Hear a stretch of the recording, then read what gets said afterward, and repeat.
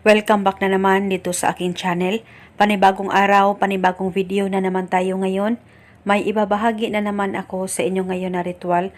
Ito'y simpleng gabay at simpleng pamamaraan at ito ay makakatulong sa inyo. At kung bago sa channel ko, ay huwag niyo pong kalimutang mag-subscribe at pindutin ang notification bell para palagi kayong updated sa mga bago kong videos. Gusto mo ba na siya ay hindi titigil sa kakaisip sa'yo? Malayo o malapit man kayo sa isa't isa, at lahat naman tayo ay ang gusto natin na tayo lang talaga ang pagkakaisipin ng ating partner o ng ating mahal. At kung gusto nyo na maging ganon ang partner nyo o ang mahal nyo, ay gawin nyo lamang itong ritual na ituturo o ibabahagi ko sa inyo. Ito'y napakadali lamang pong gawin at dapat kayo ay palaging naniniwala sa mga ganitong pamamaraan. At pwede mong gawin itong ritual sa kahit na anong araw o oras na gusto nyo. At pagkatapos mo ring magawa itong ritual, ibaliwala mo lang, huwag mong isipin na ikaw ay gumagawa ng ritual sa kanya, nang sa ganon, ikaw ay mamangha na lang sa maging resulta nito.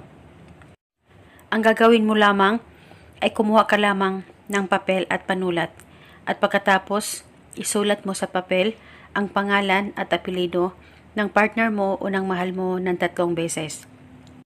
At sa likod ng papel na sinulatan mo, ay isulat mo rin ang kanyang pangalan at apelyido ng 3 beses rin.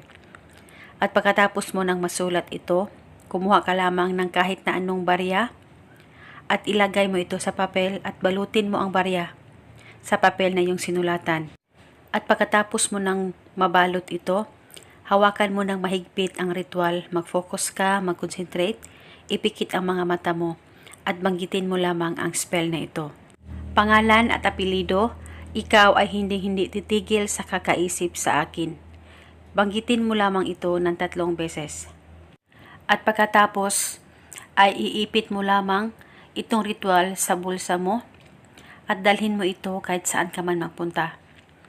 At itago ito hanggang kailan mo gusto. At pwede mo ito bulungan araw-araw at pwede mo naman itong bulungan paminsan-minsan lang sa kahit na anong oras na gusto niyo. At eto muna sa ngayon, maraming salamat po sa panonood. May